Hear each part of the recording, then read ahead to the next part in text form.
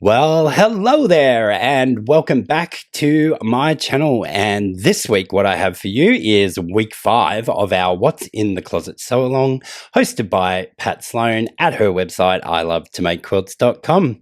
This week, we want to know about your vests. Are you a vest wearer? Do you have vests in your closet? Do you have skeletons in your closet? I'm sure that's going to be a topic on a later block. Maybe not. Anyway, if you haven't done so already, jump over to Pat's website, download this week's free pattern, come back here, and I'll show you how I do it.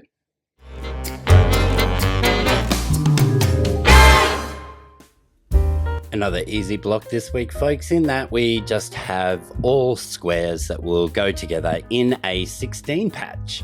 So we'll begin with 8 of our light squares, 6 of our medium squares, and just 2 of our dark squares. Now all we need to do is lay this out as per the pattern and the little inset there in the top left-hand corner. In the pattern, Pat has you do these in rows, pressing the seams in alternating directions, and that works. As with everything in life, there are a million ways to skin a cat. I decided to put mine together in 4 4-patch units and then 1 final 4-patch unit. So we're going to sew our vertical rows in our little 4-patch here. You'll then see that I cut that off the machine once I put through the next one to put it back in place, and I'm also predetermining which way I'm going to press those fabrics. So because we generally go to the darker of the 2 fabrics, you'll see that I've placed that there. We just need to alternate all these seams as you'll see me laying them out, so that when we go to put this together, that every single one of our seams will nest. So these are the ways I'm going to press each of the 4-patch units. We'll then sew our horizontal seams to make these little 4-patch units up. And as I said, create the 4 separate 4 patches and then finally create the 16 patch. You will notice just now that when I stack those back up, I had them in reverse order, but I've taken the first one on the top here. So I do get a little bit confused as I go along, but as long as you always refer back to your original image from the pattern, you'll get the layout correct. So I'll just go ahead and press all of these, sew my 4-patch units, and our block for this week is easy peasy, lemon squeezy.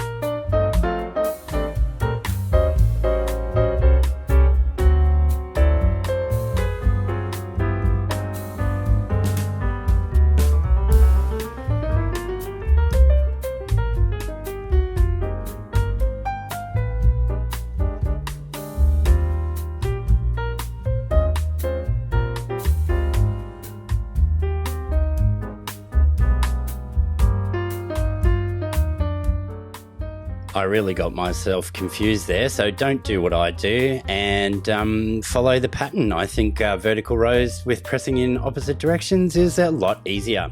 I'm also taking a bit of an unnecessary step here by swirling these seams in the middle. Because there is only 4 little pieces of fabric coming together and we're not dealing with bulky half square triangles, you don't really need to spin that seam, but I tend to do it anyway just to get the flattest block possible. So as you would have seen there, I just gave it a slight twist because it's not a bulky seam, those stitches just came out. I then pressed all of my seam allowances in the same direction. In this instance it was clockwise, and then I pressed that into place. I actually do this on all 4 of these little 4 patches. I don't know why. It really isn't necessary because they're not really bulky seams, but it is just something I tend to do.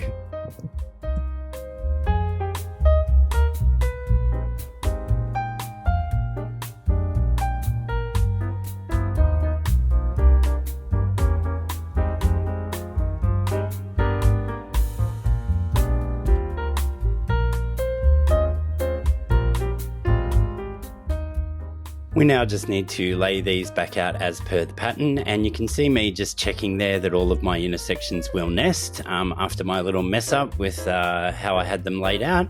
And we're just going to once again sew our vertical seams here and then our horizontal seam. And I do believe that I actually spin every single one of the intersections, but let's see.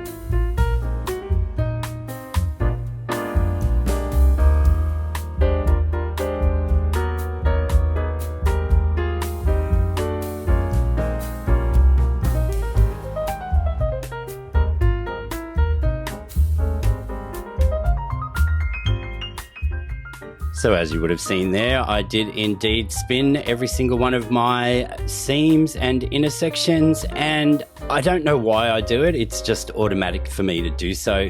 As I said earlier in the video, it is a little bit unnecessary when you're just working with straight squares, as there's not as much fabric in those intersections as can be the case when sewing half square triangles together.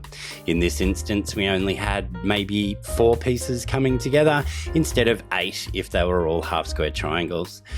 But it is something I just do automatically, and you do get a nice flat block.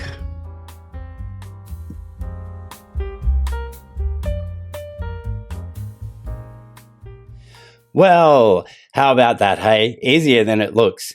Thanks for joining me again this week, folks. You're a delight, and I really enjoy being here for you. So for you to show your appreciation to me, why don't you like the video, share it with a friend if you think they might enjoy it as well.